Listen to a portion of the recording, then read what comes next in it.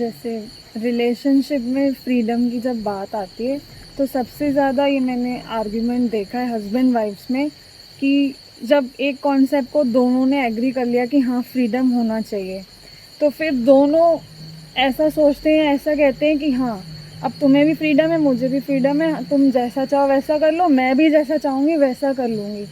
फिर इसमें तो साथ कैसे चलेंगे वो दोनों, क्योंकि सब देखो, अपनी पहली बात मन यह है मर्जी कि कर रहे मैंने हैं। कहा ना, ये भी एक सोच है। हम्म, फ्रीडम का अर्थ जो है वो भी अलग अलग। जैसे कि एक ने कहा कि मैं दारू पीता हूँ, किसी को दारू पी के आनंद है, किसी को सब्जी खा के आनंद है। तो जिसको सब्जी खानी वो सब्जी खा ले, जो दारू पीनी दारू पी ले। स्त्री पुरुष के संबंधों की बात जहाँ तक आती है, वहाँ सबसे बड़ा झंझट है। जैसे ही फ्रीडम की बात होती है, वो तुम सच कह रहे हो कि स्त्रियां सोचती, फिर तो हम भी। कई बार लोग हमें कमेंट करते हैं कि आपके तो चलो इतनी गर्लफ्रेंड हैं, आपकी पत्नी के भी कई बॉयफ्रेंड हो जाएं, फिर तो मैं कहता हूँ इससे पहले कि तुम सोचो, उससे भी तो पूछ लो चाहिए कि नहीं चाहिए। सेम फ्रीडम वो सोचते हैं, सेम फ्रीडम, सेम मतलब फ्रीडम का हाँ। वो असल में वो फ्रीडम की परिभाषा भी समाज में जो सीखी ना, एक ही स्कूल में पढ़ेंगे, एक ही से शिक्षा पढ़ेंगे, एक ही किताब पढ़ेंगे, लेकिन गौर नहीं करते कि एक ही बाथरूम में नहीं जाते। दो स्वभाव वो अलग अलग है। इस जीवन में अगर दो जातियां हैं तो स्त्री पुरुष ही हैं। दो जातियां, स्त्री अलग स्वभाव की, पुरुष अलग स्वभाव की। लेकिन अब लड़ने पे आ जाए तो स्त्री भी मर्द हो जाती, और दबने पे आ जाए तो आदमी भी औरत हो जाता। जबकि दोनों की अलग अलग फिलॉसफी, दोनों की अलग फिलॉसफी के तहत अलग अलग सब चलना चाहिए। जैसे कल ही मेरी एक स्त्री से बात हो रही थी। अब लोग कहेंगे इसकी स्त्रियों से बहुत बात होती है। खैर मेरी होती है, स्त्रियों से ज़्यादा होती है। वो मुझे कंफर्ट फील करती मेरे साथ, तो इसलिए कर लेती हैं। और थोड़ा मेरे बाल लंबे, इस वजह से कर लेती। खैर चलो, तो एक स्त्री से बात हो रही थी। वो कह रही थी कि आपके जीवन में इतनी गर्लफ्रेंड हैं, अगर मैं हूं तो बर्दाश्त नहीं कर सकती। मुझे तो, मैं बांट नहीं सकती किसी का प्रेम। अगर मैं आपको प्रेम करूंगी तो मैं आपको बांटूंगी नहीं।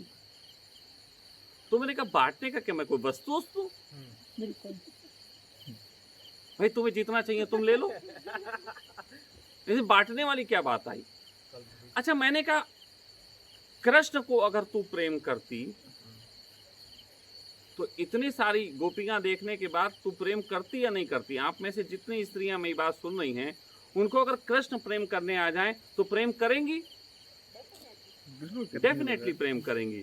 लेकिन डेफिनेटली में एक और बात आएगी, वो प्रेम करेंगी हमारा और कृष्ण का राधा वाला हो, गोपियों वाला ना हो, जो जिनका नाम ही नहीं पता। ये भी डेफिनेटली है कि हमारा आपका प्रेम ऐसा हो जो राधा और कृष्ण का था। बाकी गोपियां चलेंगी, मेन मैं रहूंगी। बात समझना। लेकिन मैं कहता हूं इस बात को कि कृष्ण का सबसे टुच्चा प्रेम जो था वो राधा के साथ था। सबसे गहरा प्रेम तो उन गोपियों के साथ था जिनके नाम भी नहीं कोई जानता। खो गईं, इतनी गहरी डूब गईं कि उनके नाम का भी पता नहीं। राधा के पास तो थोड़ा अहंकार रहा होगा, थोड़ा मैं रहा होगा, जिसके कारण, उस मैं के कारण उसने अपना नाम कर लिया।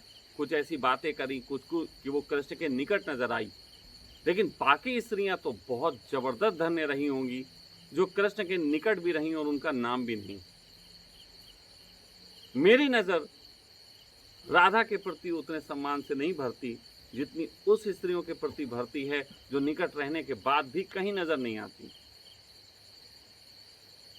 जैसे बुद्ध की पत्नी बुद्ध के साथ चली गई लेकिन कहीं नजर नहीं आई।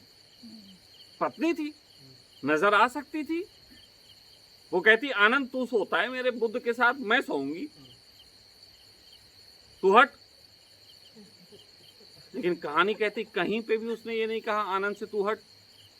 वो ये भी कह सकती थी क्या पता नहीं बुद्ध संन्यास के बाद गे तो नहीं हो गए, ऐसा भी नहीं कहा। लेकिन कहते हैं कहानी खो गई। बुद्ध के इतने प्रेम में थी कि पूरी तरीके से खो गई। अब सोचो, एक राधा थी जो पत्नी भी नहीं थी लेकिन नाम ऊपर तक लेके गई। बहुत मैनिपुलेटेड रही होगी, बहुत दिमागदार रही होगी। जैसे दिव्या। हाँ, तो ये कह तो लेने दो, तारीफ आगे कर देंगे, लड़ाई थोड़ी नहीं करनी उससे। बात ऐसी है कि दिव्या के पास फिर भी एक कैरेक्टर है, ये मैं कह देता हूँ। जैसे दिव्या नजर आती है मेरे निकट, उसका एक कारण है कि दिव्या के लिए प्रेम मंजिल है। दिव्या को मैं ही चाहिए, दिव्या को प्रेम मार्ग नहीं है। मतलब मार्ग अगर मैं होता तो परमात्मा मंजिल होता, इधर में इसके लिए कोई दूसरा नहीं है। ये मैं मार्ग नहीं बना रही मुझे, ये मुझे मंजिल बना ली। ये उसमें की है कि इसने इसमें ही गुरु होने में ही, मित्र होने में, प्रेमी होने में, पिता होने में, जिसमें भी कह लो, जो शब्द भी कह लो, उसमें पूर्णता पाली, तो ये और निगाह नहीं जाती। और दूसरा ये भी है कि इसने मेरे कार्य को संभाला, ये प्रथम है। इसने मुझे आके दिशा दी, इसलिए भी इसका नाम। राधा का भी यही हाल था कि कृष्ण छोटे थे और राधा तो सेनापति अभय की पत्नी थी। उन्होंने कृष्ण को बचपन से पाला है, तो कृष्ण को गाइड किया है, इस कारण राधा का नाम नजर आता है। लेकिन दूसरी जो आई वो धन्य इसलिए हैं कि उन्होंने कहीं राधा से लड़ाई भी नहीं लड़ी और खुद कहीं नजर भी नहीं आई, कहीं अपने मैं को भी सेटिस्फाई नहीं किया।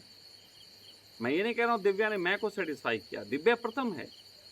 और जिस समय आई थी, अगर वो मुझे मार्ग बनाती तो शायद वो मेरे पास रुक भी नहीं पाती, क्योंकि फिर तो मैं ध्यान की बात सिखाता रहता। लेकिन उसने मुझे ही मंजिल मान लिया, और जिसे मंजिल मान लिया उसी को संवारने लग गई। जैसे आप घर को अपना मानते हो कि अब घर में ही रहना जीवन भर, तो आप घर को निखारते हो नहीं निखारते हो। उसने मुझे जब समझ लिया कि यही रहना है, यही मेरा ठोर है, तो उसने निखारना शुरू किया, उसने मेरे लिए सब चीजें शुरू कर दी। मैं देखा हूँ नजदीक से दिव्या जी को, आपकी हर तरह की फिक्र करती। मैं वही कह रहा हूँ, वो मेरे कंफर्ट की फिक्र करती, वो मेरे हर चीज की फिक्र करती। वो मैं फिर कह रहा हूँ, वो प्रथम आई, उसने देखा। लेकिन फिर भी मैं कहूँ कि उसने दूसरों के लिए स्पेस भी दिया कि कोई और भी आ सकता है, क्योंकि उसे जो आनंद मिला वो उसको बांटना चाहती है। लेकिन जिसे आनंद ना मिला हो वो कब्जा चाहता है, जिसे आनंद ना मिला हो वो पकड़ लेना चाहता है, वो कह देना चाहता है कि अब हम और किसी को नहीं देंगे, ये ब्रेड हम ही खाएंगे, अभी हमारा ही पेट नहीं भर रहा। यानी कि ईर्ष्या से ग्रसित अगर स्त्री है तो वो अभी आनंद की बात ना करे। हाँ, लेकिन ईर्ष्या है तो ईर्ष्या से मुक्त होने के लिए आगे भी बढ़ना है। मैं ये भी जानता हूं कि इससे पहले कि ईर्ष्या मुक्त हो, ईर्ष्या भी आएगी। लेकिन ईर्ष्या आएगी तो तुम क्या करोगे? जिसको प्रेम करते हो उसको छोड़ दोगे, ईर्ष्या को छोड़ोगे। रोग क्या है? रोग वो तो नहीं है, रोग तो ईर्ष्या है। तुम ईर्ष्या को छोड़ोगे कि उसको छोड़ोगे? लेकिन मैंने देखा है ज्यादातर ईर्ष्या उठती है और लोग सामने वाले को छोड़ देते हैं। कई स्त्रियां जो मुझे बहुत प्रेम करती थी सिर्फ इसलिए चली गई, उन्हें दिव्या को लेकर ईर्ष्या होती थी। वो मुझसे प्रेम करती थी, उसमें कोई कमी नहीं थी, शक नहीं था। लेकिन शायद ईर्ष्या का दर्द ज्यादा महसूस हो रहा था, रोग बड़ा था। लेकिन रोग दूर करना था, क्योंकि वो रोग रहा तो और जगह भी निकल आएगा। क्योंकि पुरुष तो सब ऐसे ही मिलेंगे जैसे मैं हूं।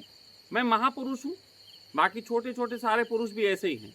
मैं महापुरुष इन अर्थों में हूं कि जैसा हूं वैसा कह देता हूं, बाकी बदतमीज सब हैं वो कहते नहीं। और ऐसा होना उनकी मजबूरी है। ये भी बता दूं कि एक पुरुष से वफा की उम्मीद नहीं की जा सकती इन अर्थों में कि वो एक ही स्त्री के पास रहेगा। दुनिया का कोई भी पुरुष एक स्त्री के पास मजबूरी में तो रह सकता है, अंदर से अगर उसे हो जाए, या उसके पास पैसा आ जाए, या वो राजा हो जाए, या उसे कोई ताकत मिल जाए, तो वो कभी एक स्त्री के पास नहीं रहना चाहे, मजबूरी में रहता है। और उसका कारण है, उसका कारण ये है कि एक पुरुष के पास प्रतिदिन 30 लाख स्पर्म्स होते हैं। 30 लाख तरीके के स्पर्म्स। कोई डॉक्टर बन सकता है, कोई इंजीनियर, कोई कुछ। तो हर स्पर्म से एक अलग तरीके का कंटेनर मांगता है, कोई लंबी स्त्री, कोई छोटी स्त्री। इसलिए पुरुष तो ऐसा होता है, उसे लंबी पसंद आती, छोटी भी, नाटी भी, गोरी भी, काली भी, पता नहीं कब कब कौन कौन सी पसंद आ जाए, कोई भरोसा नहीं। और ये मैं सही बता रहा हूँ, मैं पुरुष होने के नाते कह रहा हूँ, ईमानदारी से कह रहा हूँ। और स्त्री के से भरोसा किया जा सकता है, क्योंकि पूरे 28 दिन में उसके पास एक अंडा होता है सिर्फ। इतना दबाव नहीं है उसके ऊपर, वो एक के प्रति समर्पित हो सकती है। उसके बाद जैविक दबाव नहीं, जैसे किसी को बहुत भूख लगी हो तो वो खाने के लिए तड़पेगा, और किसी को भूख ना लगी हो तो क्यों तड़पेगा। अब किसी का पेट हो परेश की तरह, तो 2 रोटी से कहाँ तसल्ली होने वाले, और किसी का पेट मेरी तरह हो तो 2-2 रोटी से तसल्ली हो जाती। कहने का अर्थ सिर्फ इतना है कि वो जो 30 लाख स्पर्म्स का दबाव है वो पुरुष को कभी भी ईमानदार नहीं रहने देता।